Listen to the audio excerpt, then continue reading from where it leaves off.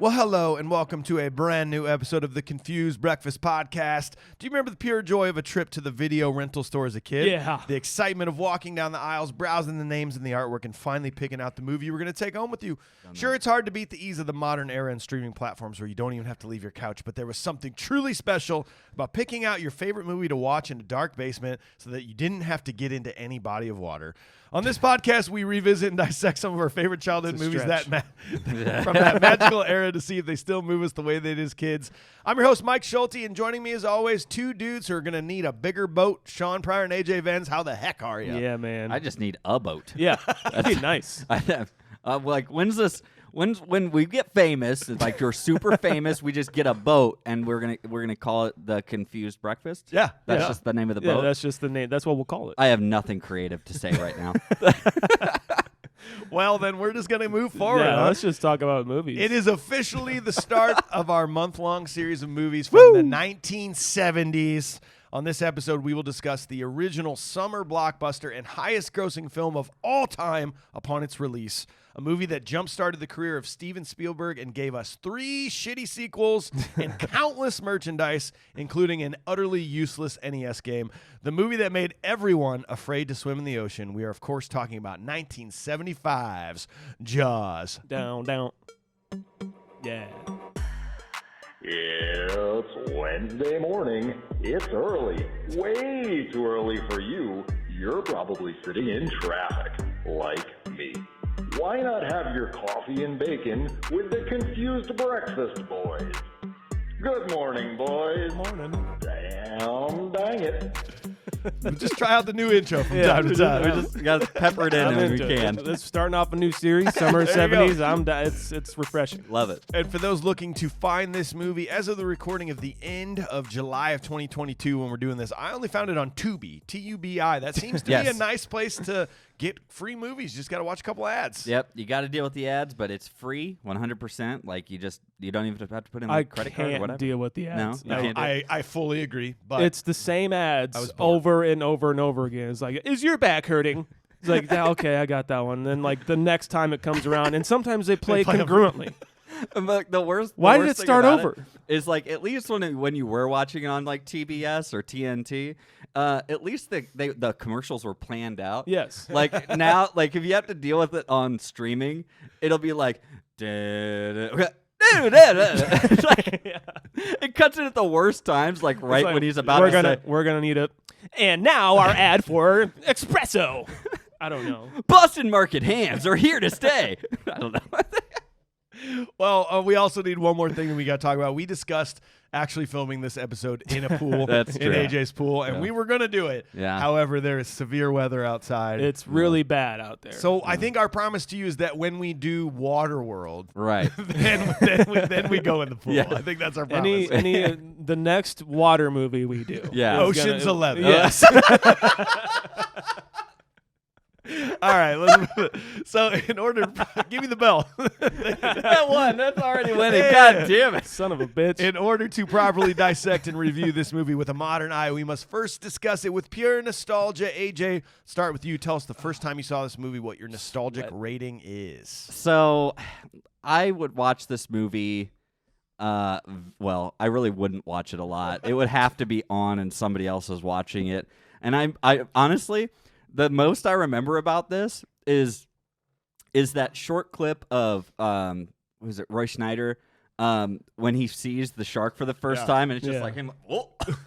I remember that in like some sort of like Turner Classic Movies commercial, and like, and then I see it on like on TMC or whatever it is. The majesty of film. You got it. And I wouldn't watch it though. I just would not watch the movie. I would give it chances here and there. I didn't want to watch it. It scared me. We don't live near bodies of water We're necessarily. smack dab in the middle of the Yeah. United States. No coast. Like we don't need a boat. Okay, we don't need a boat at all. Although I would say the waters here that you can go into are probably a little bit more fucking dangerous than Correct. the ocean. Yeah, He's right. it's very true. Just Big crumb. blue- Yeah. Anyways, Sorry. so that being said, I kind of watched it, but then it also had that 70s grain, and I thought it was an old movie, and I didn't want to watch it. So, yeah. really cool back then. Starting So I'm summer gonna 70s off really nice here. You know what? I'm gonna just say Just say it, a 1. no. It's a 2.2. 2.2 for AJ. Sean, what about you, man? I mean, Now, we're talking first time you saw it. yeah, first time I saw it, I was, nostalgic I don't rating. know, maybe like 6. This is just like a movie that my parents, like, they would watch, and I was just there. And they didn't, like, have any discretion of, like, my fragile mind as a sponge taking in all this violence of kids dying in water and shit. Yeah. But nonetheless, I thought it was great. I mean, like, I was super into sharks after watching this movie. Like, I got like a bunch of like Nat Geo books of just like the shark editions. I Yeah. loved Shark Week. Yeah. And yeah, I mean, I guess I just thought it was a cool movie. I'd just give it a 5.5. 5.5 for Sean. I was absolutely terrified of this movie. I loved the ocean, and I didn't want to be scared of the ocean. So anytime this would pop on, I never watched it all the way through. I always thought way more people died in this movie. Yeah. I just thought every time I turned it on, someone was dying. I can't watch it. I always thought Brody was a lifeguard because he was always on the beach like, get out of the water. Community lifeguard. He's community lifeguard. I just always walked into the same parts, changed the channel every time. I do have a crazy story, though. My girlfriend in college, her dad told me a story about how they vacationed in Hawaii the year this came out, like months after this movie came out. God. And he said he couldn't figure out why, like something felt weird. They were hanging out on the beach and they're like, what feels weird? And he realized that no one was swimming in the water. This beautiful beach. And he said everybody, it was kind of like the scene in the movie where everybody was just sitting on the beach going, I'm not going in there. Yeah. And it was all because of this movie. So, wow. I mean, I'm terrified of this movie. So I'm only a 3, I think, nostalgic rating. Yeah. Tyler Dark, executive producer, says, uh-oh, you hear that, boys? That's the sound of this episode's movie, Jaws. What can be said about this movie that hasn't already been said? I don't know about everyone else, but this movie definitely made me afraid of the ocean for a good while as a kid. Big sharks and the unknown of that deep blue sea had me sticking to the sand for a vacation or two. That theme playing through my head every time I looked at the water. Still, I have been and always will be a fan of anything horror or suspense related, so my nostalgic review rating is going to be a solid 8. So he's up quite there a bit. Hell That yeah. He's that takes saving us to a nostalgic rating of 4.67 nostalgic. So that is that's bottom 5. That's slightly better than The Shining, slightly worse than Groundhog Day. Again, the nostalgic meter has no It's rank. just sad. There's no weight to it. I'll get over it like right now. but it's Again, sad. yeah. I mean, whatever. We'll see how that changes as we move along. Next, it's time to learn all the pertinent, important details of the movie. Sean, that's your job. What do you got for us? Keep How it about under. this? Keep it under a little bit of time, maybe. I don't know. Produced by David Brown and Richard Zanuck. Written by Peter Benchley and Carl Gottlieb, based on the novel by Peter Benchley. Cinematography by Bill Butler. Edited by Verna Fields. Music by John Williams. Directed by Steven Spielberg. Cast: Roy Scheider, Robert Shaw, Richard Dreyfuss, Lorraine Gary, Murray Hamilton, Carl Gottlieb, Susan Backliny, Lee Ferrero, and Chris Rebello. Producers Zanuck and Brown heard about the story of Jaws, the novel, and knew it would be a great movie. Not knowing how the story would translate to the big screen, the producers needed a good director. Steven Spielberg was contacted after a couple of directors dropped out. He was very excited about the book and really thought he could make this translate to screen because he had already done it. Spielberg was fresh off the directing the movie Duel, which was very similar to the plot of Jaws. It's a TV movie he made before this, and it's basically just a truck hunting down this one dude. And it's Joyride? Joyride. It's pretty much Joyride's pretty much like ripped off of that. Okay. Candy cane. It's a great movie, and VHS I think is the only place you can see it. I don't know. Principal photography was to begin in May of 1974, and the producers wanted to be done by June 30th of the same year to prevent a pending strike with the Screen Actors Guild. Contracts going to be up on that date. They're like the contract that the studio had with the Screen Actors Guild was about to just be done. So they wanted this movie to be filmed literally in like a month or two, and that's it. Yeah, okay. The original novel has the characters fairly unlikable, even going as far as Hooper and Ellen Brody having an affair. It's so weird. I can't see it. Spielberg wanted to add some levity to the scripts, so Wait, Hooper and Brody having an affair? Hooper and Ellen Brody. You said Brody. Hey man, 1970s. Hey, Whatever, Summer man. of Love. I don't know. Spielberg wanted to add some levity to the script, so to do so, Spielberg hired Carl Gottlieb to do a pass on the script and add some humor and more likability to the characters. Gottlieb is more of like a comedic writer. I hadn't really looked up what he's done before this, but he's in the movie. Right. We'll get to that, though, too. Robert Duvall and Charlton Heston were around the first actors who were vetted for the role of Brody. Spielberg had seen The French Connection, though, and thought Roy Schneider could pull it off. 9 days before production was to begin, the roles of Quint and Hooper were still not nailed down. Jesus. Lee Marvin, Whoa. Sterling Hayden were considered for Quint, but both passed. Having seen The Sting, Spielberg cast Robert Shaw. John Voight, Timothy Bottoms, Jan Michael Vincent, Kevin Kline, Joel Gray, and Jeff Bridges were considered, but after friend of Spielberg, George Lucas, had made American Graffiti, he suggested Richard Dreyfuss. Awesome. Jan Michael Vincent. Yeah, I love that. I can see it. The film began shooting on May 2nd, 1974 in Martha's Vineyard, Massachusetts. Being the first major motion picture shot in the ocean, the production had a lot of trouble. With a budget of $3 million, the film ended up costing $9 million. With a schedule of 55 days, the film took 159 days. With the fake shark being a mechanical marvel at the time, it didn't all the time work. So it didn't all the time do its job. So Spielberg and writer Carl Gottlieb had to rewrite on set and sort of only hint at the shark. Hence all the beginning scenes pretty much not seeing the shark, really. The production was nicknamed Flaws by the crew. That's cute. That's really cute. They're having fun. They're having a good time. Good joke. I like that. Spielberg. I'm sure that was just in jest, too. They're like, this is fun, right? Yeah, we're having a good time. Having fun, right, guys? Actually, it was a nightmare. Spielberg said he was naive about filming in nature and trying to conquer it to make art, but his insistence on making the film in the actual ocean proves that it could only be done that way because filming in a giant pool would not look good at all.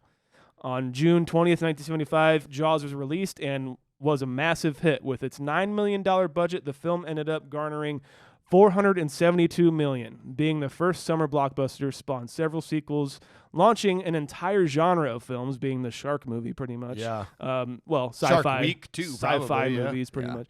And still makes people afraid of the ocean to this day. That's what I got. Sorry for the long-winded shit. Oh, that was really great, actually. Very concise. Thank you very much. Yeah, man. Good job. Thanks. I'm sweating. It is kind of hot in here.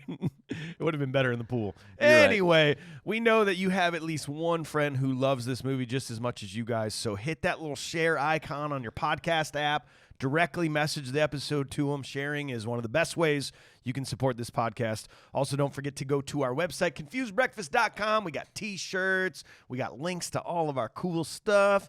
And finally, if you're caught up on all the episodes and you're looking for more, you can go to our YouTube channel, watch us for a totally different experience. You can also support us on Patreon to get access to more than 70 hours of bonus audio episodes, and you get to vote on upcoming movies plus more stuff. We added another perk, which is our now private Discord server channel.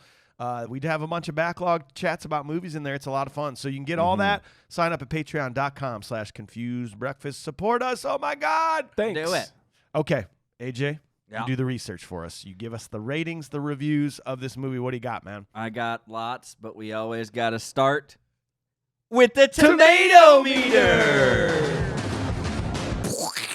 Definitely a splat. There's a huge splat at coming in only at 97%. Oh, what a terrible This movie. sucks. Rotten. So that is Certified fresh, 97%. same as last week. What did we do last week? Roger Rabbit was also 97. That is tied for number 2 Wow. that we've done Jeez. at 97, just below Princess Bride. God. Perfect movie. And audiences agreed at 90%.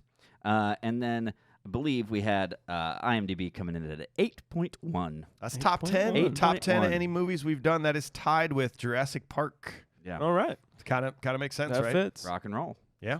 Going through a couple, there's just like obviously we just said, the critics love this. Roger Ebert said, one of the most effective thrillers ever made. Ian Nathan at Empire, he said, it was the complete nightmare that invented summer blockbuster. It launched the genius on a global scale and delivered an astonishingly effective thriller built on a very primal level, fear. How about that? And then Ty Burr said, Steven Spielberg overcame the lumpy plotting of Peter Benchley's novel to create an efficient, graceful fright machine in Jaws. Lumpy plotting. Overcame, lumpy I plotting. like that term a lot. I've never heard that. Oh, come on. You do that every morning.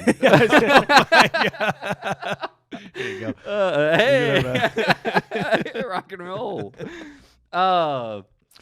Dave Kerr, he gave it a 40, though. Steven Spielberg's mechanical thriller is guaranteed to make you scream on schedule. John Williams' score even has the audience reactions programmed into the melodies, particularly if your tolerance for weak motivation and other minor inconsistencies is high. He wasn't stoked on that. Okay. Well, I got a couple of fan reviews. This is 1 out of 10. Overrated, said Harry Plinkett. This is just a cheap popcorn movie about a shark that eats people. Nothing about it is spectacular. It is not very scary either. And the ending is rather silly. I absolutely loathe Spielberg and everything he ever made. How? Like, you're just doing this now.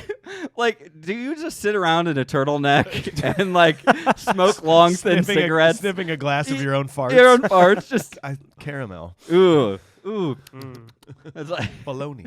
Can I get farts on rocks? I don't know. Cheese. I mean ice. I need ice. Someone brought up to me on Instagram like last week that I think we had our first plant review, which is if they listen to the show, they can just go and put a review. Okay. Just for funnies. You really think that happened I mean, last week? It could have been us, could have been a different podcast. I Yeah. don't know, but like people do that. So Yeah. what was the guy's name? Like Shitty Poopies? Or I know, Yeah, but it what was is something his weird.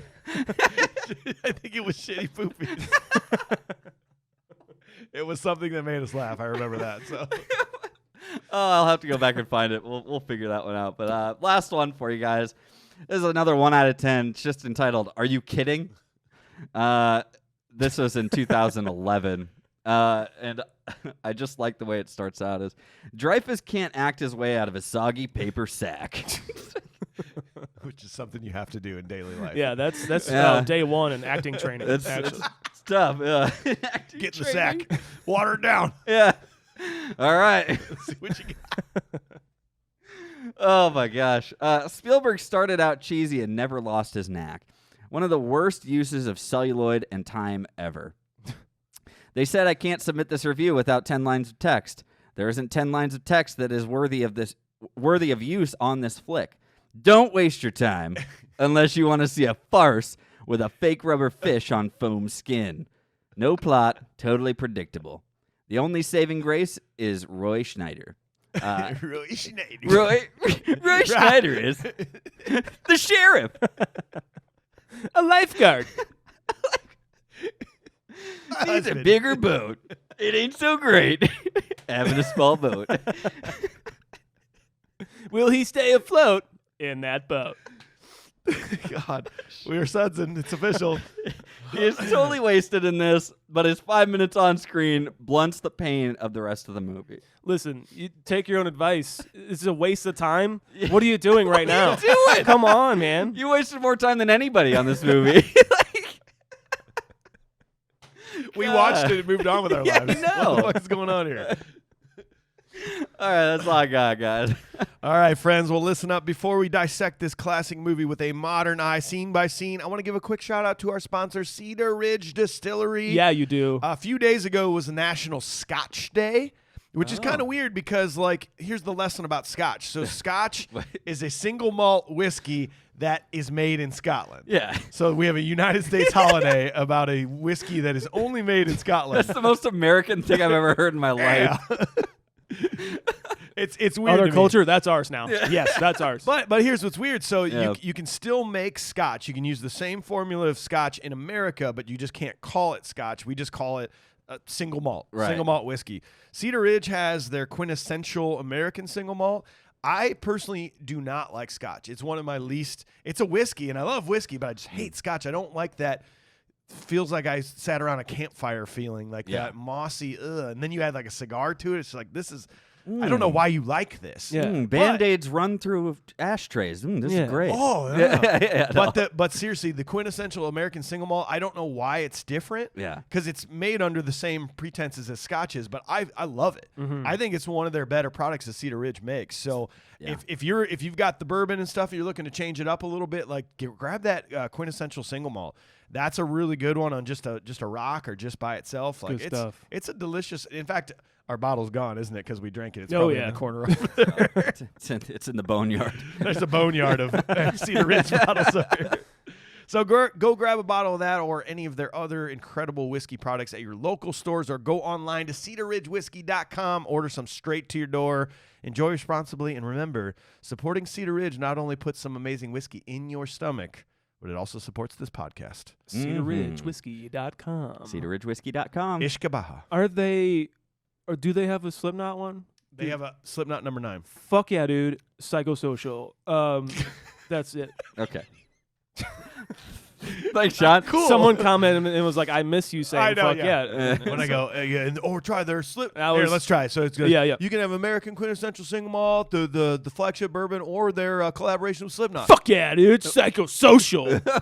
Fuck it. That's what people missed. All right, we got it. Wow, okay. Well, boys, what do you say we head to the island town of Amity Island for the 4th of July weekend? We can take our shirts off. We can play beach volleyball against other tan and sweaty men. Once our game's over, we'll take off our sand-covered jeans. We can go for a relaxing swim in the ocean.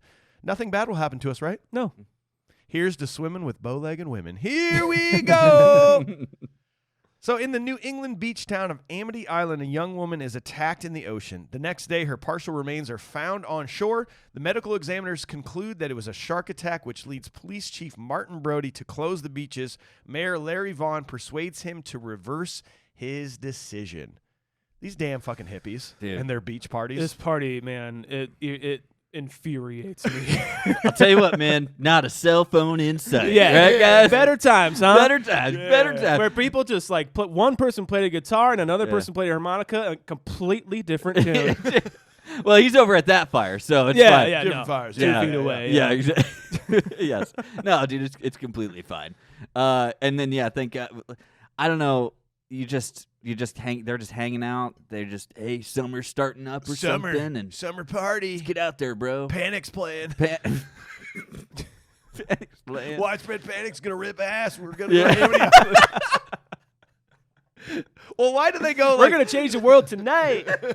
tomorrow, really? Well, I mean tomorrow, because But you're getting drunk tonight. It just shows how dumb these stoner hippies are. They are 10 feet away from the water. You know what's in there? What? Sharks. Yeah, but their dude, Shaun, she's And like, salt water. Let's go run. yeah. Let's go to the beach. It's 10 feet that way, but let's go a mile that way up the dunes first before we go Yeah. there. Like, I don't understand that. Well, they're gonna fuck. Well, hippies don't care. Yeah. It's free love. There was no you didn't have to use protection back then. That's what I hear. Only That's what I heard. sailors. Yeah, yeah. Only Bow-legged women.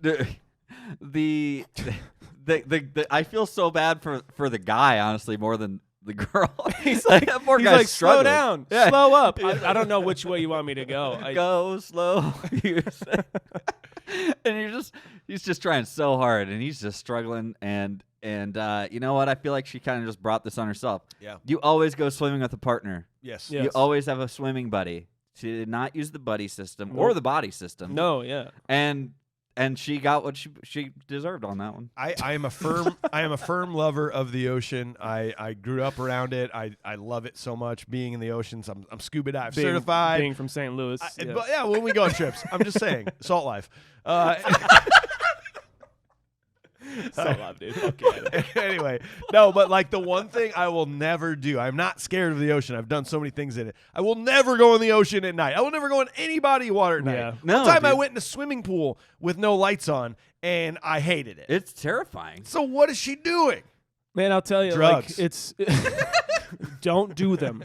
Don't do them around a fire even. This is your brain on weed. I'll tell you, man. Like we haven't talked about really like John Williams yet. There's just opening with God. just like the camera underwater, obviously, and the title sequence. Yeah. The music is just incredible. They're, however, like iconic in everything that it is. In being John Williams, like I said in Jurassic Park, I think it just seems like the movie that existed. Like we were born with his music in our veins somehow. Like it just sounds familiar anytime you hear it. Oh, I've heard this before. Yeah. Like, no, you haven't. He just wrote this. Exactly. Yeah, I think he just somehow touches that chord in you. But I'll get to it later. Some of the music that he has, some of the choices and stuff. I'm like, it really taints it for me. He's learning.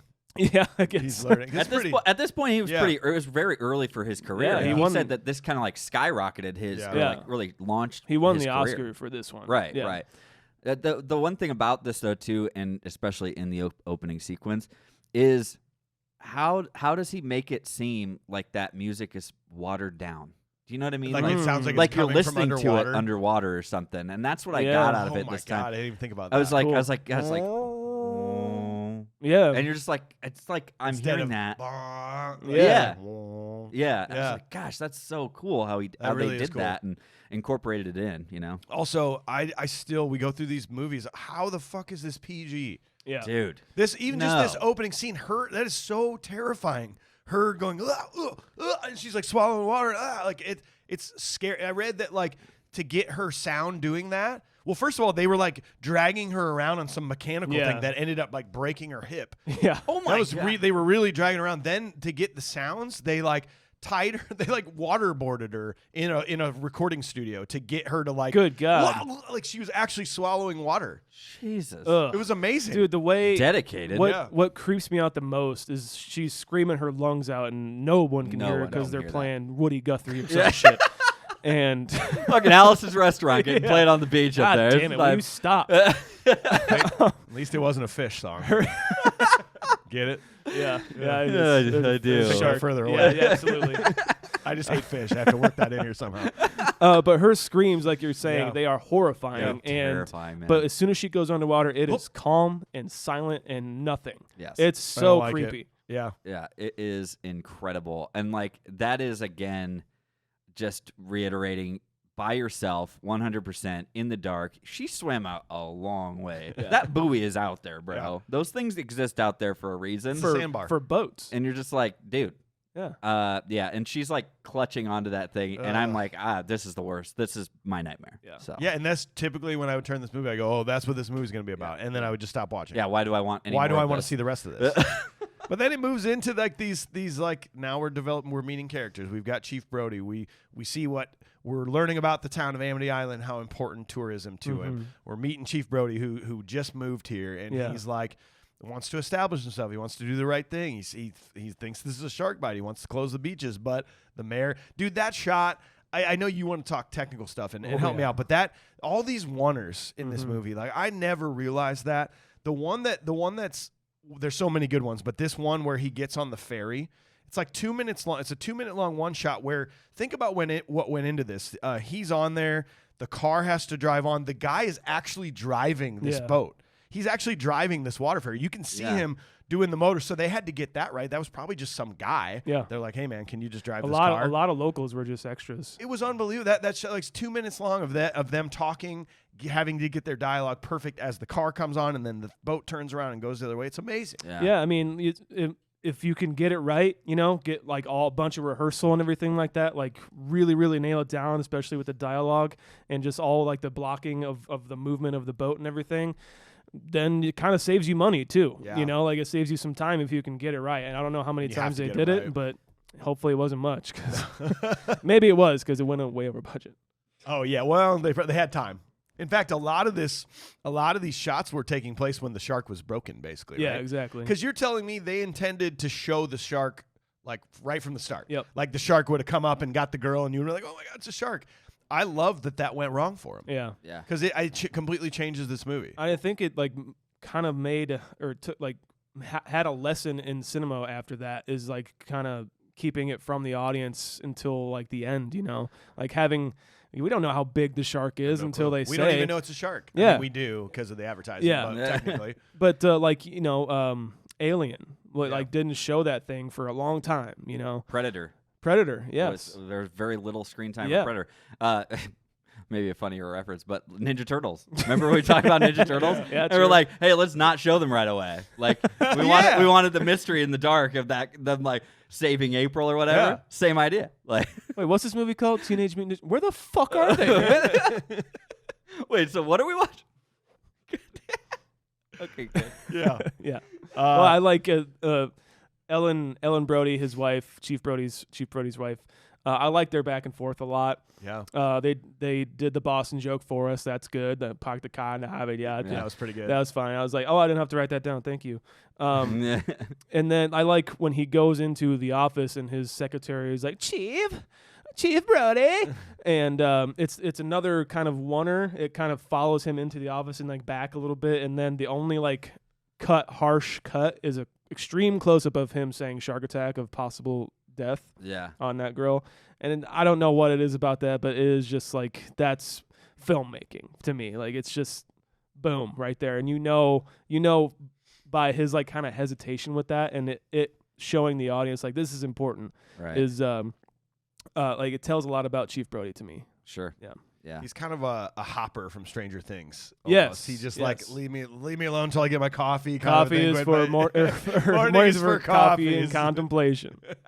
And I just think about that. That's sort of the same guy almost. It feels good to me. Definitely.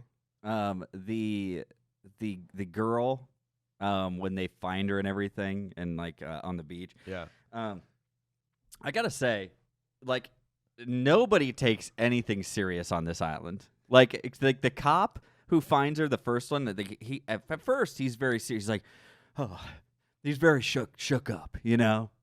But then later on, he's like joking back and forth. It's like, oh yeah, we'll probably find another couple dead people. Who knows? I don't know. And, like he's just having a good time. He just wants to go swim in the water with his hat still on, probably. And it like. But everybody is like that. And like the mayor is like this. It's like, well, are you sure it's a shark attack? I don't know. It looks like a shark-shaped bite out of her ass. Yeah. Like, could have been a boat. Looks like a propeller chopped her up to me. Are we sure it wasn't her boyfriend? They just met at the Widespread Panic concert. Bodacious butt right there. Yeah. To be honest. Posthumous butt. Sorry. I feel bad for that guy though too, because he's also like thinking how lucky he is that he passed out on the beach. Yeah. Instead of getting in the was water, it was it like, him shit. on the beach, showing that cop? I think he was the one that reported it. That reported. He's like, yeah, she was missing. Yeah. Yeah, it's that was the guy, yeah. Because he's like, he's asking questions to the guy, the cop is, and he's like, so like, what kind of happened? He's like, well, I reported it, didn't I? I'm off the hook. Can't I leave? Yeah. It's like, damn, dude, you want to be away from this. Yeah, I would too. Jesus. I don't want to be anywhere near that anymore. You want to move on to scene 2 here? Let's hit it. I think so. All right, so a few days later, a shark kills a young boy in full view of a crowded beach. A bounty is placed on the shark, causing an amateur shark hunting frenzy. Consulting oceanographer Matt Hooper arrives and believes that a killer shark is on the loose. When local fishermen catch a tiger shark, the mayor proclaims that the beach is safe. Are we assuming that dog was eaten? Yes. I'm just so glad they didn't show anything having to do with that. I was mad at that point. I'm fine if I like that kid, he deserved it. Yeah, I but don't the care. dog did not deserve it. Not the It's dog. bullshit. Pippin or Pippet? Pippin.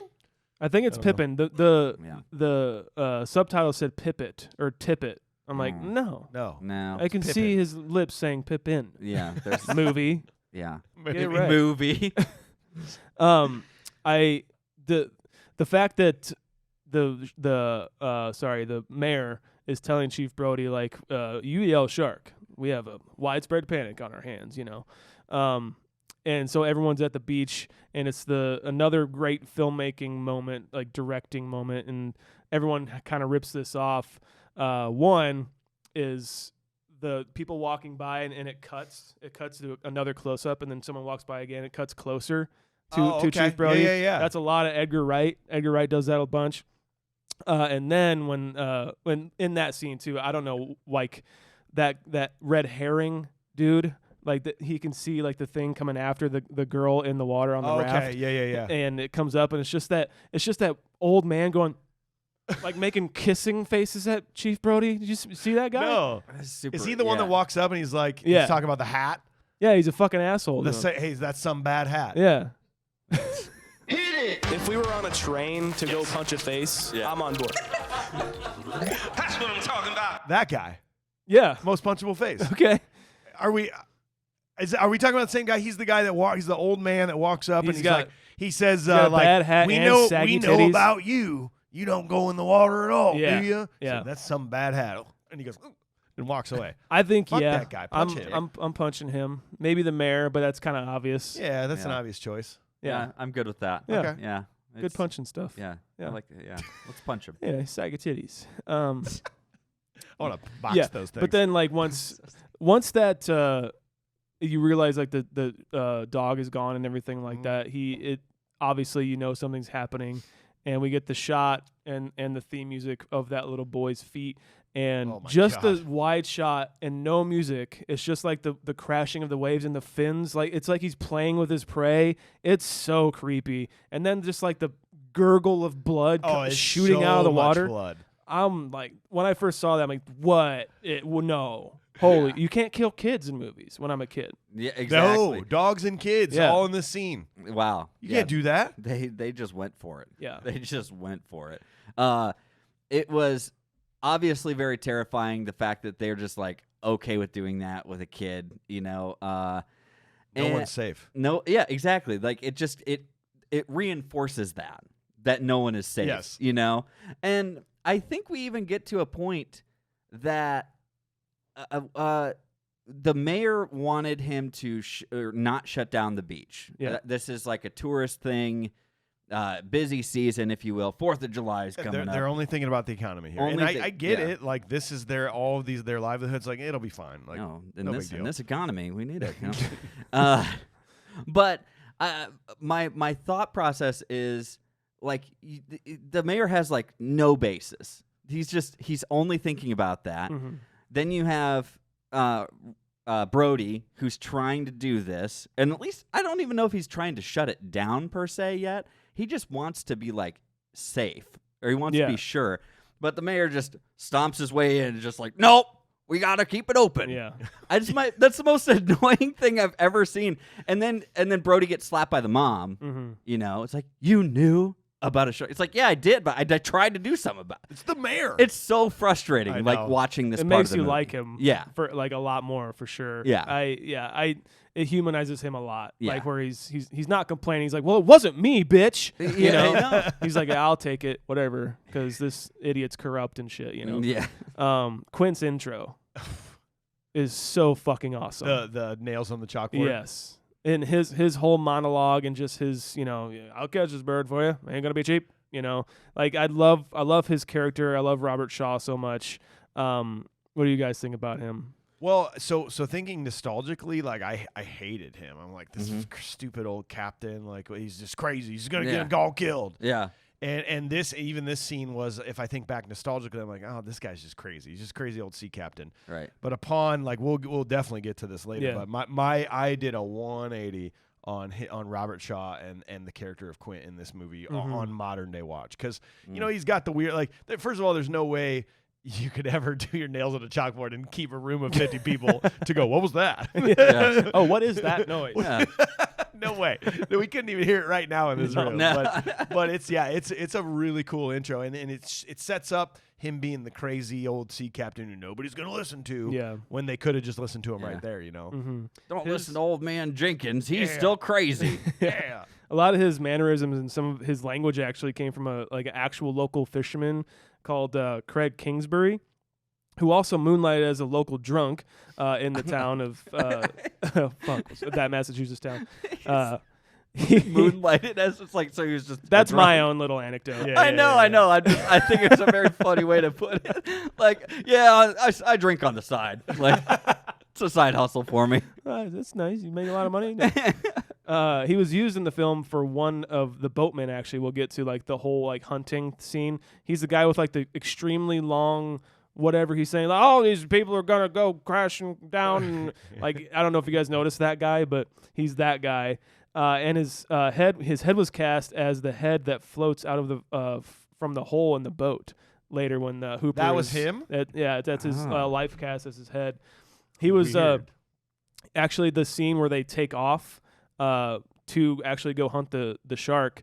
His house can be seen over here, and he was like really annoyed by the whole production. And once he realized what they were actually making the movie on, and like kind of his job, he's a fisherman. He helped out like a lot actually, Wow. like, and he obviously inspired a lot for Quint. So Yeah. kind of cool. Well, yeah, he helped out a ton, and I think he even went uncredited for the most part. Yeah. In this whole. Yeah. But if it wasn't for that guy, they would have had a hell of a time. Yeah. Doing a lot of things. Absolutely. Like as far as the seafaring goes. Yeah.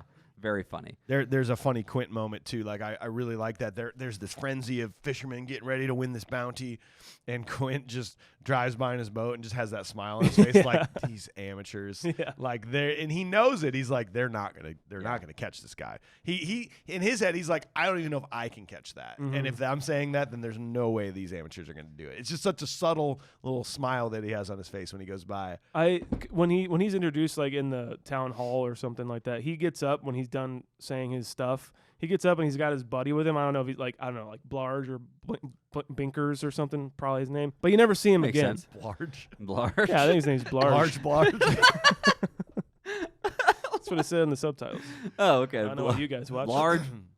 Oh man. What about Richard Dreyfuss? What about Hooper coming in here? Pretty cool. I like Richard Dreyfuss. Yeah, I love I'm Richard. a big fan of him. I think he's the best performance in this movie. I agree with in you. my opinion. And you were saying he's fresh off of American Graffiti at this point? Kind of. It's a like few years A earlier. couple years. I'm not sure if he did his Oscar-winning thing before this or not. I forget what movie that is, but yeah, I think it was a few years before this because he's really young in that movie. Yeah. He's a little older in this. Well, he like jumps off that boat. I'm like, that's like the coolest dude I've ever seen from the 70s. Yeah. Like He's kind of good looking too. Like Yeah. he's got his little beard. Yeah. He's got denim on. he's, and yeah. stuff. He's rocking the denim like Yeah. vibes. He's got this like what hipsters want to be right now. You know what I mean? Like he's like, oh yeah, you're just trying to be Richard Dreyfuss from Jaws. Gotcha. Probably not wearing any underwear. It's like, I yeah, can imagine. no. Yeah, absolutely not. It's like, you know, duffel bag. yeah, it's like, you know, I didn't really get your thing until I saw Jaws. And now I get your thing. I get your thing.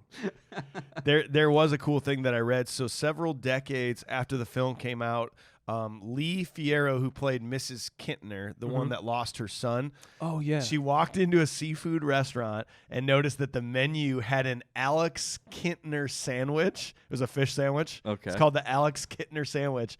She commented that she had played the mother of this Alex Kintner in Jaws many, many years ago. The owner of the restaurant ran out to meet her, and he was none other than Jeffrey Voorhees, who had played Alex Kintner. They had not seen her since the original shoot, and he started a restaurant. He That's opened a really restaurant cool. and named it after his character in Jaws. That's amazing. And they reunited after like That's so cool. 20 years or something like that. I read that too. I'm like, God damn, that's Such a cool story. That's just beautiful. Yeah. It really is, yeah.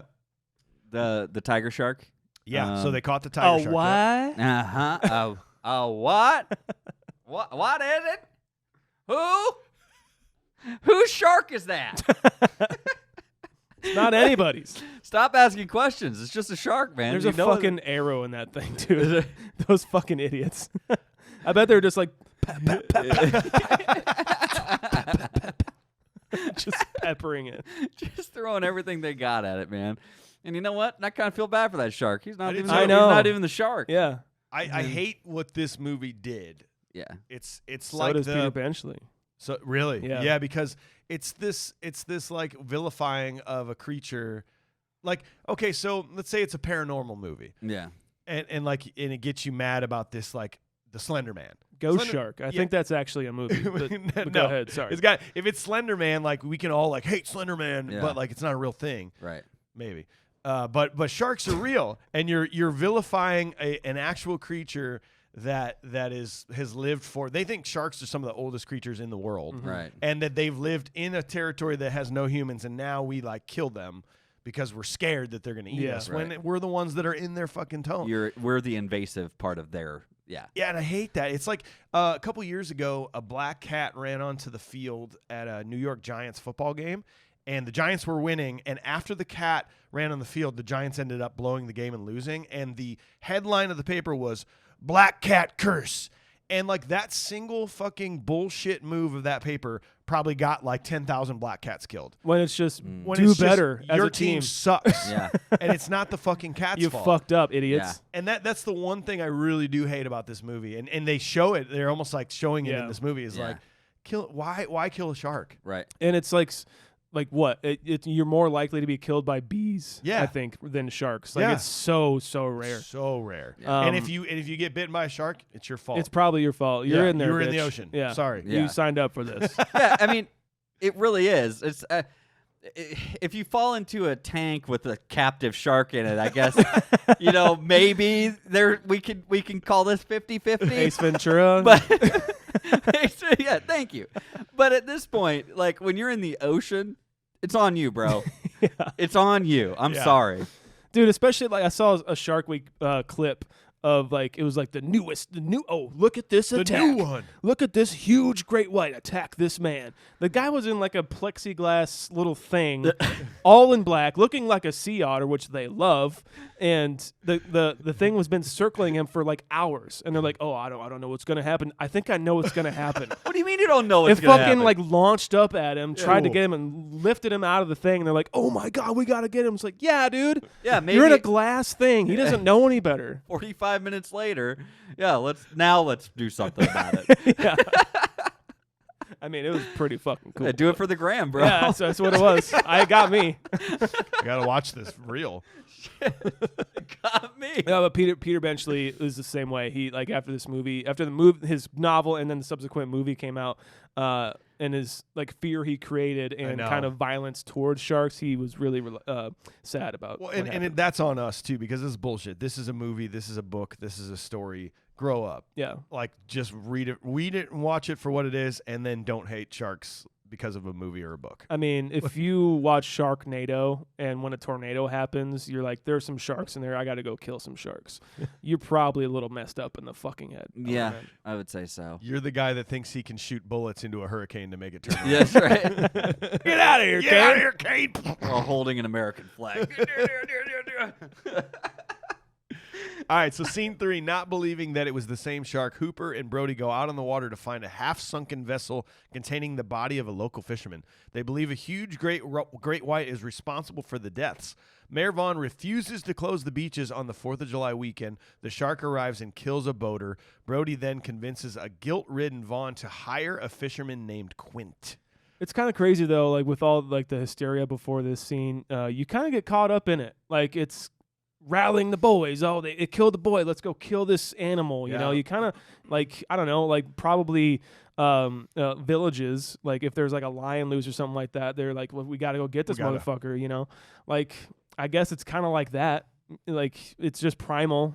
Goes But, to that. Yeah. And you do kind of get caught up in it. And I, you know, as much as we kind of blame them for just kind of killing an animal out of pure fear, Right. Yeah. I get it. It's instinctual. Yeah. Yeah. You're right. It's that mob mentality that you just get caught up in, that you're, and it's mob mentality of they don't know. They only know pretty much what they have been told at this point, that it was a shark.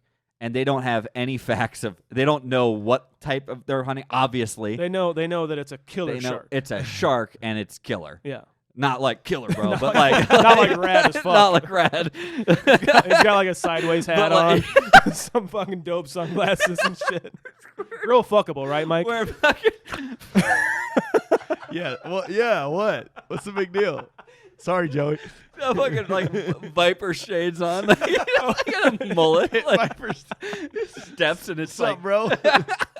What's up, dudes? straight up not having a good time. That shark is killer as fuck. I forgot this was for Joey. Oh, Joey, I'm so Joey. oh no. My other thing though too is get the visual out of I'm your out. head. Yeah, You gotta it's clear good. it out of your head. We're good. Professionals. Professionals. But I love what I do really love is once Hooper walks into that morgue or whatever, and he's like, I want to see the body. Yeah. And Yeah, it's really good. I love how he almost just turns on them to a degree, and he's like, this is obnoxious. This is a shark attack. You guys, like, either you're idiots or you're covering it up. Yeah. Is basically what he's saying. And I loved that part for was me. really Like good. he's like he gets in there and it goes from like, oh yeah, let's go get the shark and then we'll be all safe and be able to swim again, to this is really bad. Yeah. can I have a glass of water? Because I can't catch my breath. Like a he's little shot glass of water. He's like, yeah. But I loved that moment, and it just is another part of his performance that I just really, really enjoyed. Yeah. I agree. I mean, like, he gets slapped, kind of brings the whole vibe down of like, yeah, we got him and everything. Yeah. And then I like the wine scene where Hooper comes over to the house. I forgot about that. Yeah, there. His Roy Scheider's acting in this, like, he's just kind of dejected and kind of drunk and everything. I like his acting a lot, where he's like, I'm the chief of police, I can do anything. Yeah. You know? So he wants to go cut open the shark, and what comes out of that shark? Like it's fish heads. You know, like sharks eat everything. I guess like I don't a know. license I don't plate. think that's true. License plate, and they just siphon milk from.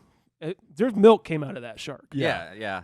Oh, yeah. And like, come on, if they did actually eat a license plate, which they don't, I ate a quarter once, and then when it did come out of me, it was all like acidic and like tarnished because my body did stuff to it. That license plate was like, it's still normal. It was all I hang it on my wall. It's all that damn tang. I'm telling you, if you swallow a quarter, it looks weird when it comes out. And you never kept it. You don't like keep it around your neck. It's like, this is my shit. You haven't seen me with my shirt on. What if I have it on in a necklace right now? Okay. I want to believe that.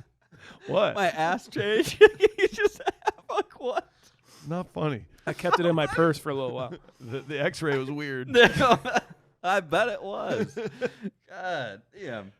This scene though is pretty frightening though. Then they go out on the ocean. That's Mm-hmm. that's probably the scare of scares in this movie. Like, I'm assuming when you first saw this in the theater, that head popping out of the boat. Yeah, that's got to be the one that got everybody. Like, absolutely. And it was an add-on too. Like, the movie was done. And was screened for audiences, and people were like, I love this shit. This is a great fucking movie. And Spielberg was like, I think I can get one more thing in there. And the producers were like, no, it's perfect, man. What do you do? Like, it was a nightmare filming this bitch. What are you doing? Yeah. So he spent $3,000 of his own money to just get that scene of the head popping out. And he like filmed it in a pool. I was gonna say, because there is zero swells during this whole scene when their boat's out there. I was like, that can't be in the ocean. Even on the calmest ocean night, there's still some rolling. Yeah. But that was just like, it's a pool. True. It's a pool. It's pretty still. Yeah. He shot like different versions of it. Like it pops out and then he sees it, or you know what I mean. And he showed it to like his editors, Verna Fields and everything. And the one that's in the movie is obviously the one that scared everyone the most. And once they screened that for another audience, he was like, the producers were like, okay, well, yeah, we'll give you your next movie for free. Okay, fine, you're good. Yeah. Mm. It's just cool. Like he was so invested in this, and we'll get more into it, like, of his genius. But god damn it, yeah, he's so good. You've also got this now, probably the most famous oneer of the movie. Maybe it's like 3 minutes long. It's where they're talking to the mayor. Hooper and Brody are talking to the mayor, and they're walking, and they get in front of the sign. We're talking props. No. Ooh, you can't have a sign. I'm taking that fucking sign. You can't. Where are you gonna put it? I'm putting it outside of my house. I'm outside of my house. I can put up a fence. I can put up a billboard, dude. I don't care. That's really cool. The Amity with the graffiti on it. It's really awesome. Yeah, it's just maybe so. we'll get you a smaller version of it. No. Okay. No. The one in the movie. Actually, or nothing. How cool would it be? Like, let's say you won the $1 billion lottery. Like, the first thing I would do is buy a bunch of billboards in town and just put things like that on it. Things from movies. That'd be amazing. Oh god, yeah, that'd be wonderful. I want that for sure. It's just like the cool looking 70s kind of vibe of it too, and yeah, I would love that. So for sure. What do you got, give H? it up. It was that, or maybe I'll give you an idea, or Brody's Jeep. Oh, that's a cool Jeep. It's a fucking awesome car. That is a super dope Jeep. I want the mayor's anchor suit with all the anchors on it. Nice. I think it'd be a cool suit to wear around.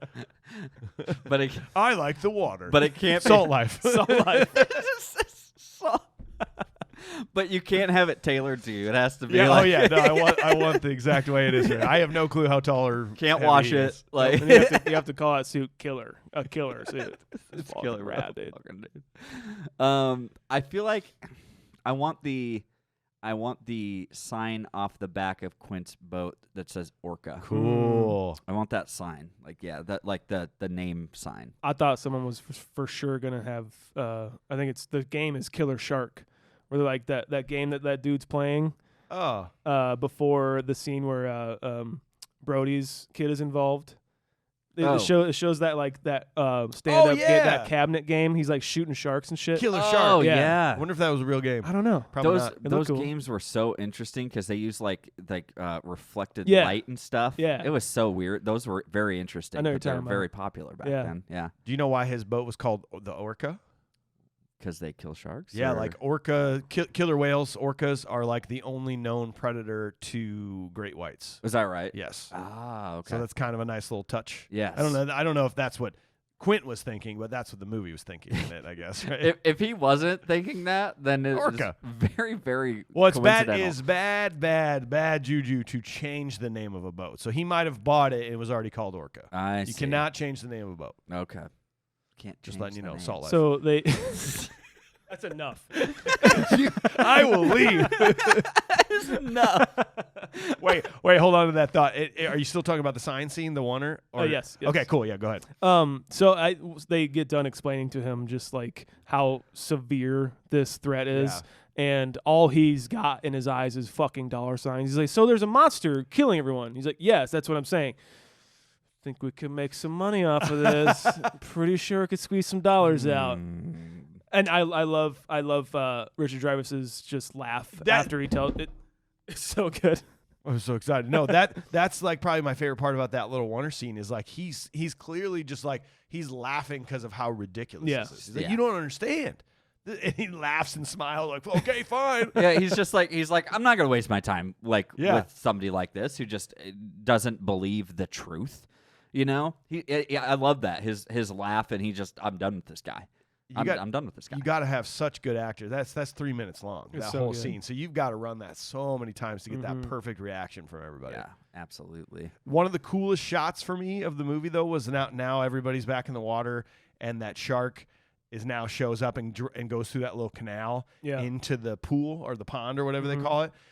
That is such a crazy juxtaposition shot where this giant killer shark is in the background going, and Brody's youngest kid is just playing in the sand in front of it. Yeah. Without being able to see the it's shark. Such menacing. Oh, yeah, it's just like terrifying. It's like foreboding and menacing all at the same time. It's just like this this killer animal. And the kid's just like, yeah, it's so good. I don't know if they're like, because no one's in the water at this point, right? And no one wants to go in the water because they're all freaked out. And so the mayor is like literally on the beach telling his like buddy, he's like, hey, get in the fucking water. It's like, do you make money off of people being in the water? That's what I don't understand. They're already on your island. You so don't, who cares? yeah, they're already there. They're probably gonna buy some shit, you know. They're VRBO, like they can't cancel it. Yeah, exactly. Yeah. They're already there. You don't want to let that hotel room go. You already paid for it. You're not going to get your money back. In fact, You're now right. they're going to spend more money in town because they're not swimming. Exactly. They're going to go back to the souvenir shops. Come to think of it, you probably don't want people at the water all that much. Yeah. You want them in your shops and shit. Yeah, you're 100% right. Oh, damn, they're going to spend more money in the restaurants. I think he just likes to see people getting bit by sharks. Is what it seems. Just all a plot by the mayor. Sorry, ocean's closed. Moose out front should have told you. Moose out front should have told you. That would have been really Oh cool. my god, dude. Sorry. Sorry, folks. Oh yeah. So then Shark kills the boater. That shot of Brody's kid almost dying is like incredible to me. The shot that I think the freakiest shot to me of the entire movie is when that dude gets turned over in the boat. My God. And he's trying to get back on, and it's from like PO or like bird's eye, and you can just see Ugh. the open jaws of Bruce, actually what they call him. Yeah. Bruce like coming after him and then getting pulled down. It is like, holy shit, that's so like. Yep. It's just beneath the surface. I don't know why it freaks me out so much. Yeah, I don't like it at all. Yeah. It's very, very upsetting. Originally, that was supposed to be like a much more brutal kill. There was a deleted scene of that guy. When he got turned over and then his leg bit off, the shark had him in his jaws and was like taking him around like in the first scene, and he grabbed Brody's son just, like for whatever reason, just like out of desperation. So he was like holding on to him as he was spurting blood out of his mouth, like onto the kid. There's deleted scenes of this, and Spielberg was like, it was just too bad taste. I don't want to put it in there. Now Let's not do that part. There's enough blood, I guess, already. We've Plenty already of killed blood. six people. No.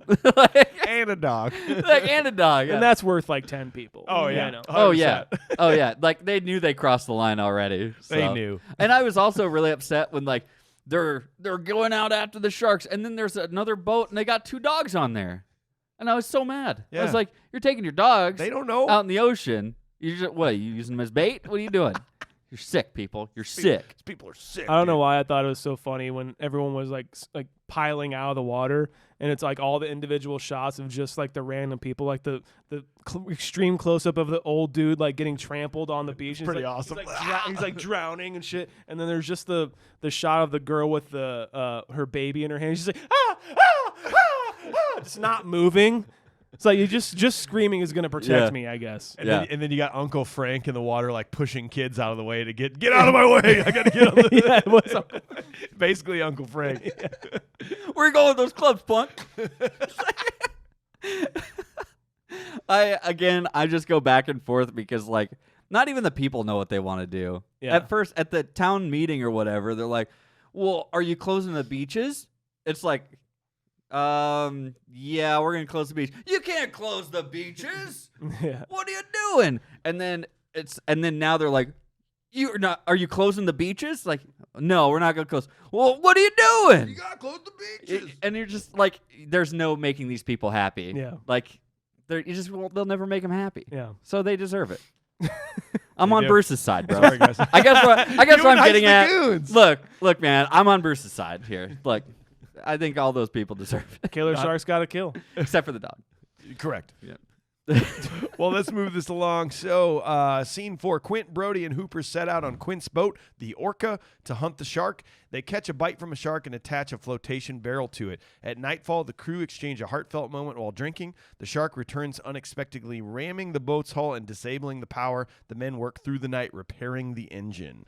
I love how much shit Quint gives Hooper just straight off the bat. Like he's literally his complete opposite, like the more scientific Yeah. side.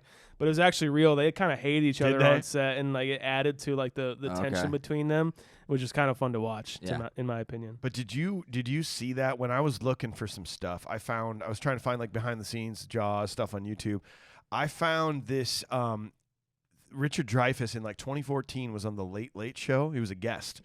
And I'm going to read this. He was in Dublin for a special screening of Jaws, and he appeared on this Irish talk show, The Late Late Show. Robert Shaw's 14-year-old granddaughter was in the audience. Now, Robert Shaw died like 3 years after Jaws. His 14-year-old granddaughter was there, and Dreyfuss, like, they talked about it. They showed, this is during the episode, Dreyfuss got super emotional. Like, he was like holding back tears. And he was basically saying that he got to meet Shaw's granddaughter, and she asked him like what was my grandpa like, and Dreyfuss like basically told him that, I mean, he was incredible. We had our moments, but that like he misses him dearly, and he was one of the most talented people he ever worked with, and he was just like, he's like holding back tears like while he was trying to talk about Robert Shaw and this thing in front of his granddaughter. It was incredible, Wow. incredible moment, man. There's so many moments like. That's a human thing to me, I think, because like even on like the making of, which I highly recommend, just you can buy this for like $5 anywhere. There's a 2-hour documentary on this bitch. It is fucking fascinating. Now there's a ton of them. What's that one called though? That's like the main one. There's a ton of documentaries about Jaws. The making of Jaws. Okay, just making of 2-hour Jaws. documentary. Cool. It's incredible and fascinating, but there's so many interviews with like Richard Dreyfuss, and he's like explaining like the tension between them as well. And he's like, but then like when he was on, he was the greatest fucking actor I've ever seen in my life, and he's got to give it to him. It's really cool, that camaraderie. I mean, we might as well talk about it. I don't remember this scene at all. I don't remember this. To me, this is the best scene of the entire movie. This whole moment of them. It's nighttime. They're in the boat. They're drinking, they're sharing, they're like having these Robert Shaw's laugh is so contagious. When he's like, ha, ha, ha, he's like, they're showing their war stories, they're showing their scars, and then the whole thing turns to somber when he talks about the essay. I never saw this scene. Yeah. And like this thing just, I went back and watched it like 6 times. I just kept rewinding this scene and watching it because of how unbelievable Robert Shaw was in this movie. That's one of those moments with Richard Dreyfuss was like, so the backstory, I guess, is that Steven Spielberg, he had this monologue and the story about USS Indianapolis, and he had someone else write it, but it was like only a few paragraphs. He's like, I need a little more meat, I think. And so he had his friend John Milius, our boy from Red Dawn, come up with this whole monologue for Robert Shaw. Yeah.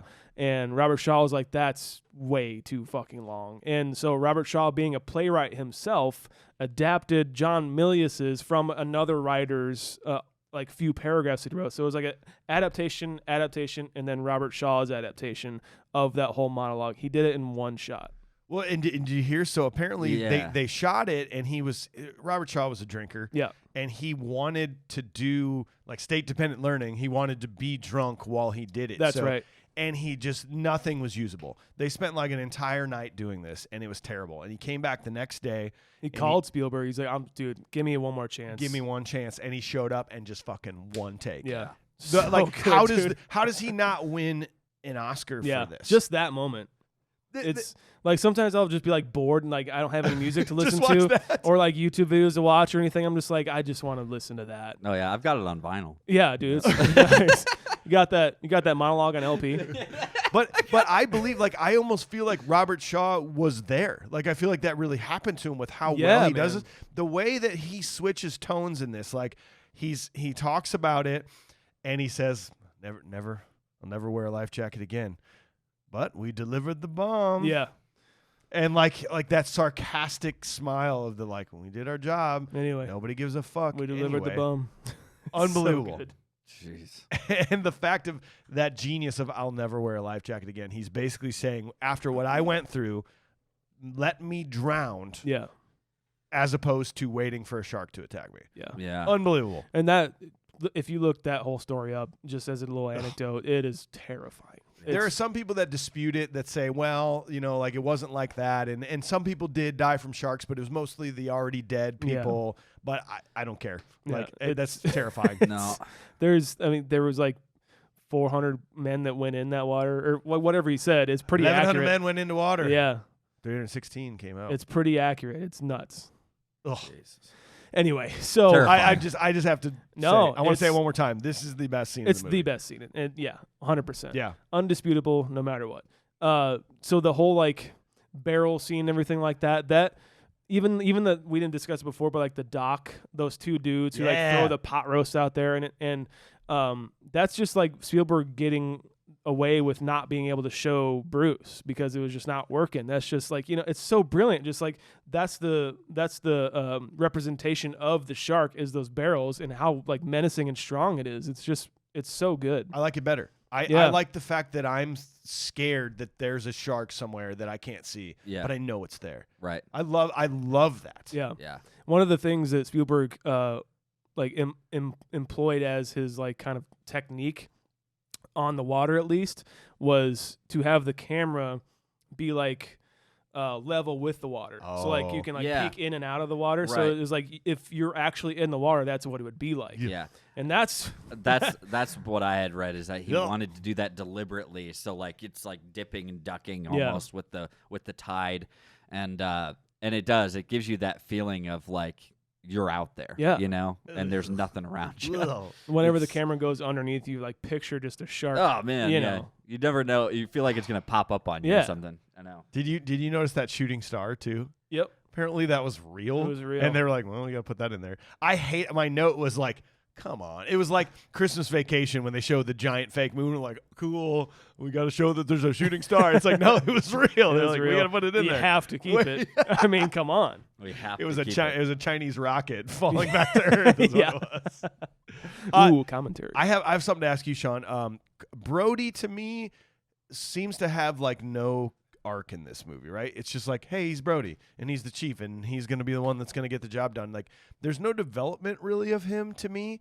But the one cool thing I do like about Brody that I thought was kind of accurate is he gets on this boat and he's clearly terrified of water and he just doesn't know what he's doing and he's chumming the bait and he's like, whoa, he's throwing up.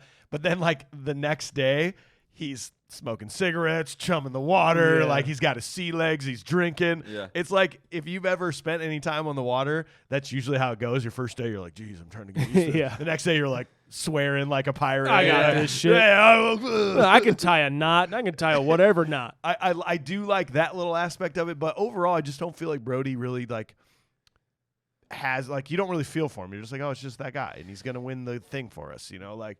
Yeah, they one of the guys that they talked about was Charlton Heston, right? And his previous roles, they were like, well, we can't do some typecast guy who's like a hero. Yeah. Because Gotcha. he's like he's got to be more normal, you know. Like this guy has to be a somewhat more normal. We have to make them believe that the He shark might could not- win. Yeah, he might not get it right. done. Yeah, that he might not win. And if we cast Charlton Heston, Lord and Savior Charlton Heston. he will. NRA, Charlton Heston. Yeah. Come on. He will absolutely win. Like he's going to win. Like we just know he's going to win because he's Charlton Heston. Yeah. I get that. I like that. And I like the idea that you know, I don't need him to have an arc, I suppose. If like when I think about it, I do like what you're saying though. That is a funny thing, and I did not think about that. I'm like, suppose- he's just going for it now. Yeah. And then there's that iconic shot where we finally kind of see, Right. and this shark pops I up. suppose his arc is just getting over his fear of water. Yeah. I mean, That's a good conquering a fucking gigantic, impossible monster. And you know, if he hadn't been, okay, fine. Fine, he saved the world from a great white shark. I didn't mean that to be facetious. I really didn't. Yeah, I'm not even gonna say it. super fucking funny. I really wasn't trying Well, to no. roast you. No. I really wasn't. Give me some more Cedar Ridge. Is that the scene? Is that the scene where he's chumming the water, where he turns around? Yeah. and the shark comes up from behind him. Yes. Yeah. Did you read that apparently in the original cut, the shark came out and you couldn't hear Brody's line of the. That's when he says you're yeah. gonna need a bigger boat. Yeah, right? yeah. Because of the people going, the shark, and so they had to like give it time. They so that expanded it. Yeah, Yes. so that his voice could actually happen in there. Yeah. And Thanks, he Shaun. he improvised that as well. I didn't know how to give you that or this. Peace offering. Yeah. Sorry, man. Peace offering. Yeah, he did. He improv that line. Like that wasn't written for him. He was just like he just walked in and said it. Like Yeah. And that's kind of the beauty of Carl Gottlieb, the screenwriter who was brought in with Peter Benchley. Him being like more comedic background, he encouraged more improvisation because, Okay. because the shark wouldn't work, so they had to come up with some other idea to like try and show it a different way. And so lines were kind of thrown out. It was like, oh, look at that shark. Yeah. You can't There's say a that shark. if it's not working. I see it, but you can't see it because you're too slow to turn around. that's one heck of a shark. We didn't see it yet. No, that scene where he's, why don't you come chum some of this shit, huh? It's fucking terrifying, and like It you really is get terrifying. you really get the scale of it. And when he says that, you're like, yeah, they're fucked, dude. They are. They're There's no complete, way. and you can almost tell Quint knows it. Yeah. Around this point, he's like, "Yep, we're fucked." Is this the point that he's like running his boat down? That's going to happen right now. Okay. Yep. So I let's can't let's wait. finish it off. I So can't in the wait. morning, they continue to chase the shark, but the shark damages the boat and it begins to slowly sink. Hooper enters the water in a cage, but the shark destroys it. The shark then leaps onto the boat, devouring Quint. Brody is able to defeat the shark using a rifle to shoot a tank lodged in the shark's mouth. So this is where I'll say John Williams obviously is a genius and one of the most prolific composers of all time. Has his music in our veins somehow. Right. This when they're like chasing and being chased by the shark, some of the like more Yeah. I'm like I know exactly what Three you're talking. ninjas. Yeah. it kind of is. It just Some Pied Piper with a 5. he's got like one leg Brave, up, brave, brave, brave Sir Quint. he's got one leg up like Jethro Tull. yeah. Fucking Hey, Aquila.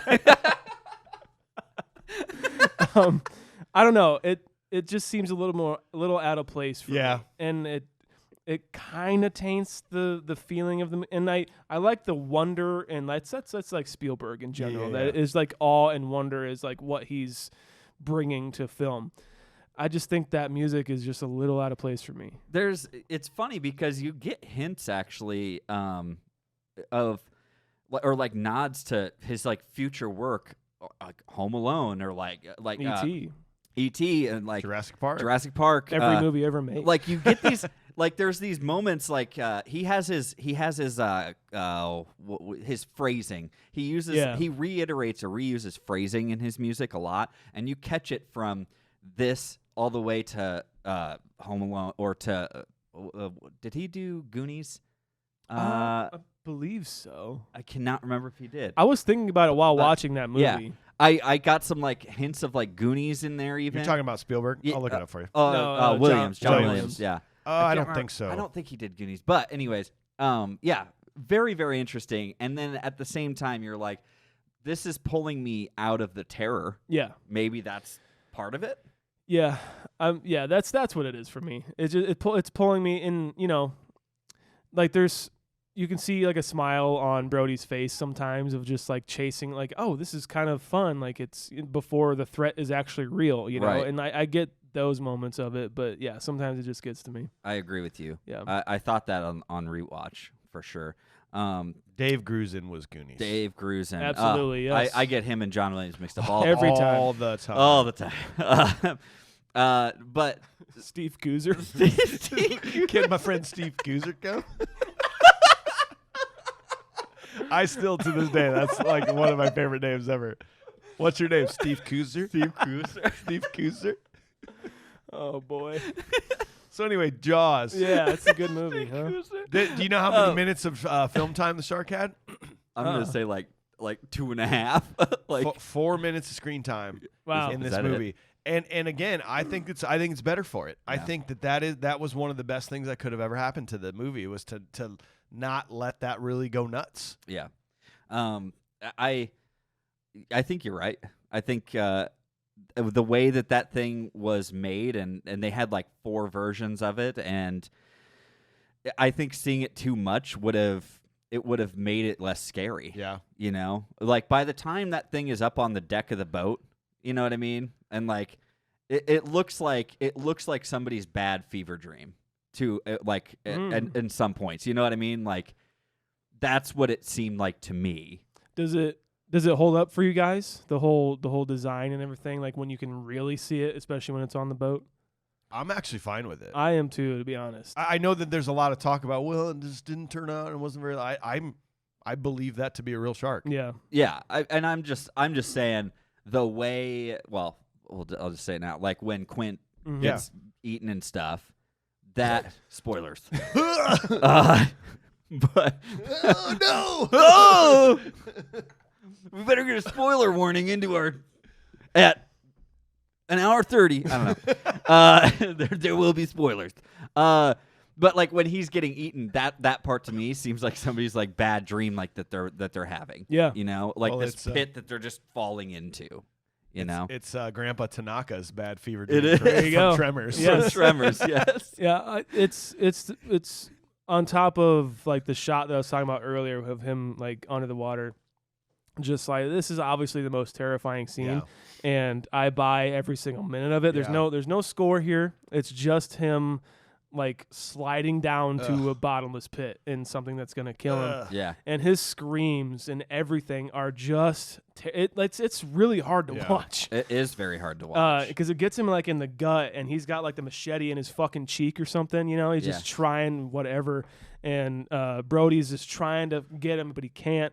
And then it gets down to his chest, and he spurts out the blood, and he's just underwater, and that's it. And then you're just gone. It's gone. the same as the woman. It goes from loud noise and terrifying to. It's so terrible, especially that boisterous human that he was. He seems invincible. Yeah, but he's not. Absolutely. And he gets killed by the thing that he's trying to hunt. Well, and that was kind of my leading when we were kind of leading into this is. It's like he was destroying his boat on purpose, or like he knew. It's like he knew that he was doing that. Like, do you agree? He had like I guess like a death wish. Yeah, And He was Quint was ready for it. I feel like he was looking for it because it's either he's either going to get this shark or he's going to die trying. And it is the most literal version of that, die trying. Like, and he obviously did.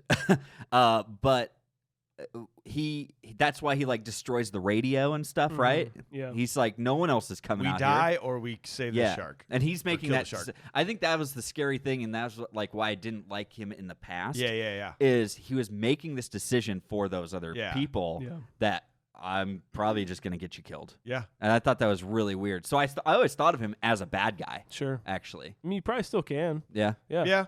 I wouldn't. He's a selfish person. Yeah, He's I not- wouldn't- he has no care about these guys. Yeah. I wouldn't put it past you if you hate him. He's a good character in that way. Like, Yeah. There's so many thoughts that you can have about him. We didn't mention like the cage and everything that Hooper gets in. Yeah. I want to say just for because it's so incredible, the real shark footage. That was real. Some of the underwater stuff was real. A lot of that was real. Rob and Valerie Taylor were hired to direct all of the scenes, including real sharks and the cage underwater. To have real sharks look way bigger than they actually are, Spielberg came up with the idea of having a little person or a dwarf. I don't know what. I'm not sure. I'm not sure. For this, I'll say little person. Sorry if I'm offending anybody. Why'd you look at our producers? I looked at the camera. Oh, sorry. Okay, I get it. They just both threw their hands up at the same time. Fuck's going on? Came up with the idea to have a little person to be in the cage. Sorry, I just got fucked up. To be in the cage, to have the shark look bigger in scale. So a smaller cage than normal too. Exactly. Wow. Yes. To have the never shark thought look about bigger in that. scale compared to a human being. Little person came. So he had auditions for little people to come in and get this role to go to Australia with this couple, and this guy came in all bloody, and he's like, "What? Why are you fucking bloody, dude?" He's like, "I just got in a car accident right outside of like Paramount or Universal or whatever the fuck," and he's like, "Did you leave the scene of the crime? You can't do that." He's like, "Yeah, I really wanted this, and so." I'm just letting you know, like I'm ready for this, and I'll do anything. dedicated. I'll do anything for you. And he's like, okay, well, go figure out your shit and come back. And he's like, because he was so tenacious about it, I hired him. Pretty I'm cool. like, fuck yeah, dude. That's pretty awesome. Yeah. It does though. That makes complete sense. No, that shark looks gigantic. Yeah. Against that cage. In fact, a lot And of terrifying. some of the shots, like when the shark finally hits Hooper's cage, the close up of his eyes were that guy. Oh, really? Yeah. Oh, That was the man. screen time, man. Yep. How about Look at that guy. 15 seconds of fame. Look at that little guy. Well, no. Oh shit! that? Come on, man. I didn't mean that. I always say that. That's just you something know I that's say. My thing. I've said that for a lot. Hey, I've said that a lot of times. God, It's our last one. Thanks to you guys. it was a good run. We had a great time. We almost made it to 100. Oh man, the final like kind of where it all ends up. It's still very scary to me, even after the shark is done. That they're just floating out there. He still has to get back. You still got to get back, Yeah. bro. Like how'd they get back? They swim it? They just swam? Yeah, they had the barrels. They made a little. Oh, they platform. did. They did like the raft thing. Almost, they just Yeah. swam on the barrels. Yeah. God. Okay. Weekend at Bernie style. We get a breeze. Yeah, if Quint was in one piece, they could probably just coast in on him. Oh yeah. Weekend at Quinn's. That's what we do here. We like to take different movies Yeah. and put them into other movies. Fire, you son of a bitch. So what do they do when they get back to town though? Like, it's not like they're pulling all their GoPros that they had set up yeah. to be like, look what happened. Look at Like, our footage. How does that conversation go Yeah, well, with the town? The town doesn't give a fuck. They're like, you killed it, right? Yeah. So we can open the we beaches. can go back on the beach. So you don't understand. care about. Quint's dead in the boat, and so it's dead. There's actually a lot of blood in the water right now. We should probably wait for it to dissipate for other sharks and predators other to come. sharks are Right. coming in. Yeah. We don't know if Yeah. this thing had a family. In fact, a little moment of silence for Bruce. Bruce. Poor Bruce, just doing what he's made to do. Yeah. Yeah. Sorry. Anyway, is that all you guys got? That's all I got on it. I just want to say one more thing, I guess. Peter Benchley's ending of the book was actually like really anticlimactic. Like the movie. Like the movie? Yeah, because it just sort of goes, we're done. But he blows up. I know. I'm The just joking. death of the shark. The death of the shark was really anticlimactic. They just had him like getting worn out basically and just like kind of Ooh, yeah, that's not good. drowning pretty much. Is he dead? I don't know. Yeah. And so Spielberg, he's like, we need something big. We need something like for the audience big. And he came up with this idea to like have the shark explode with the gunshot and Brody. And Peter Benchley was like, that's not. It's way too blown. It's way too blown out of proportion, pun intended.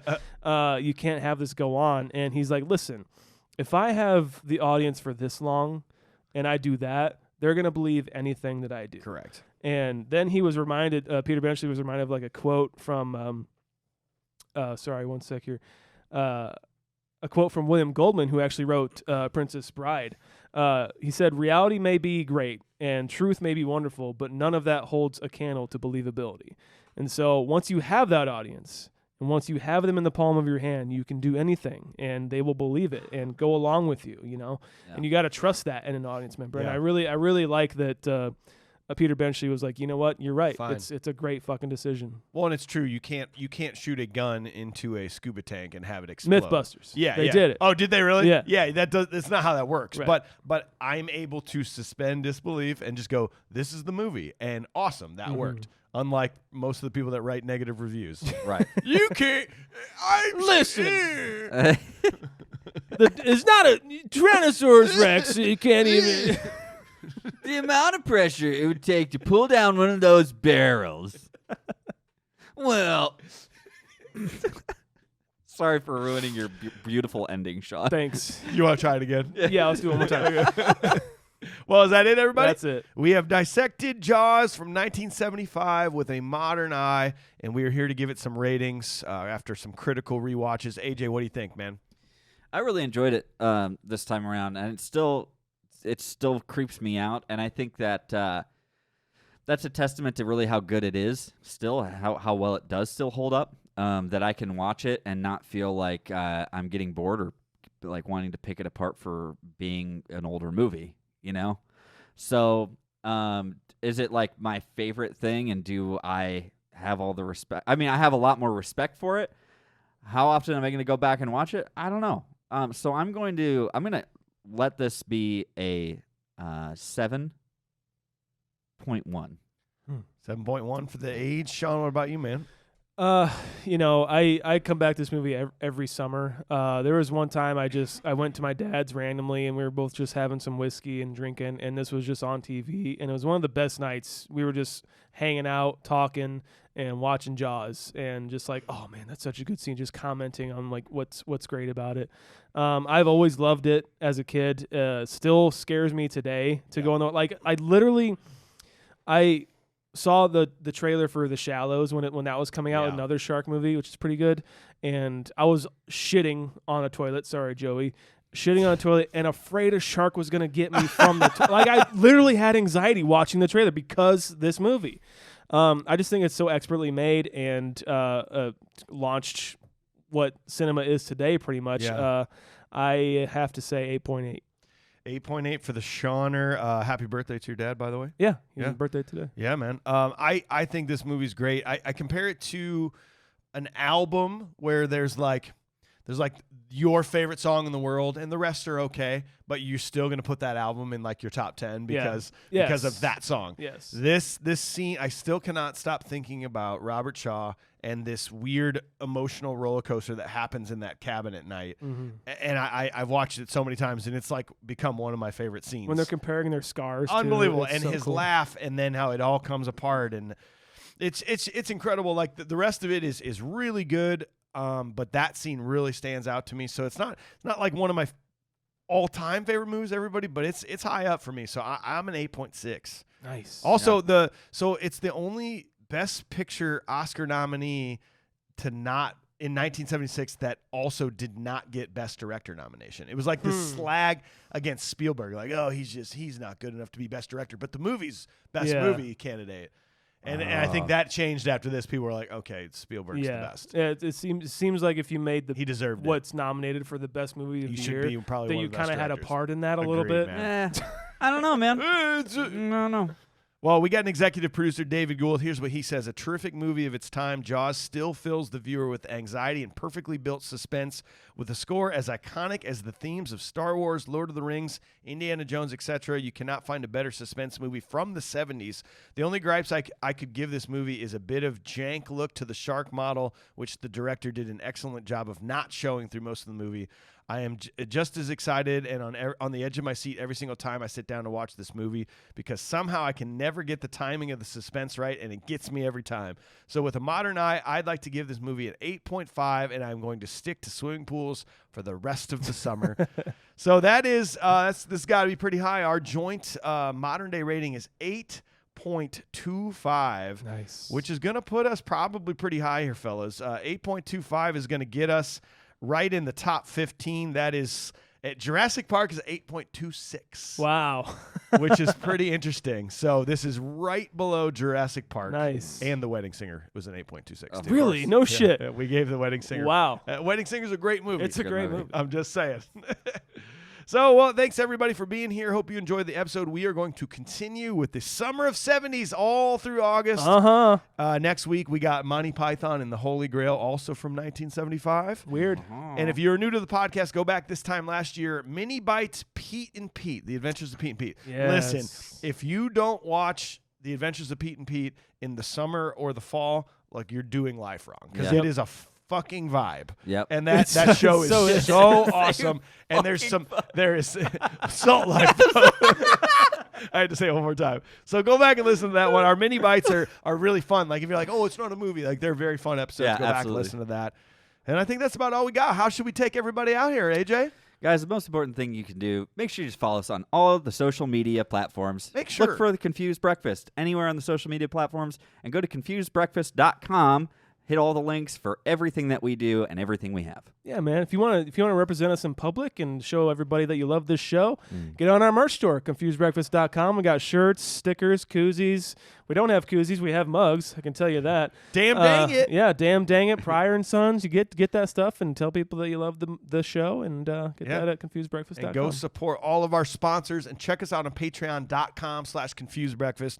So many crazy bonus audio perks. If you've made it this far, you clearly love the show and you want to support it. So we put a lot of work into this, and that's your donation monthly to us gives you cool stuff, and it also helps us do this. So immensely. We can't do this without you. No. Absolutely. So I think I'm going to say goodbye. Goodbye. Actually, wait a minute. Beverly will. Wait a minute. We have a voicemail. We have a voicemail. I'm so sorry. What's going on here? Let's play the voicemail. Okay. You can call us at 319-804-9596. Here's a voicemail for you. Hey, what's up, dudes? It's Gary from Wisconsin. Gary. Way up there north there, hater. Oh, wow. Just letting you know I love the podcast. I found it maybe 2 or 3 months ago and have been sneaking a Bluetooth earbud in my ear at work and have gotten through the whole catalog. One thing that bugs me, though, is it doesn't seem like you have a lot of horror films, which is fine. I know it's not the genre of choice for most people. It's not fine. Most people are scared of little babies. But why no Alien? Why'd you do The Wedding Singer and not Alien, though? Alien is legitimately one of the greatest movies of all time.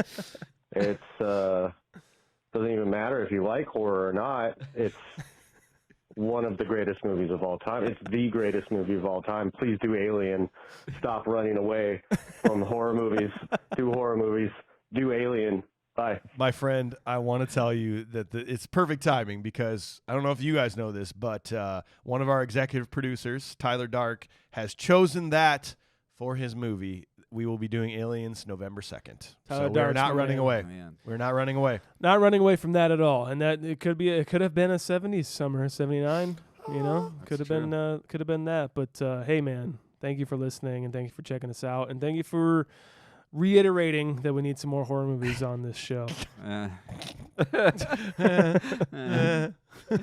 All right, well, that's it for us. Goodbye. Goodbye. Thanks. Goodbye. Love you, buddy. Bye. All right, thanks for listening, guys. Please stay in touch with us by following on all of our social media platforms at Confused Breakfast on Instagram, Facebook, and TikTok, and Confused Be Fast on Twitter. Make sure to subscribe to our podcast and leave a review on the podcast platform of your choice right now. Also, we have merch. You know you want to rep the Confused Breakfast in public. Mugs, stickers, shirts, all kinds of goodies. Go to confusedbreakfast.com for a direct link. And don't forget about our voicemail number, 319-804-9596. Links to everything you could ever need from us are in the show notes or at confusedbreakfast.com. This includes a way to follow all of us individually in our personal projects that we want you to check out. Mission of the day, tell your friends about us. We'll see you next time. Goodbye. Bye.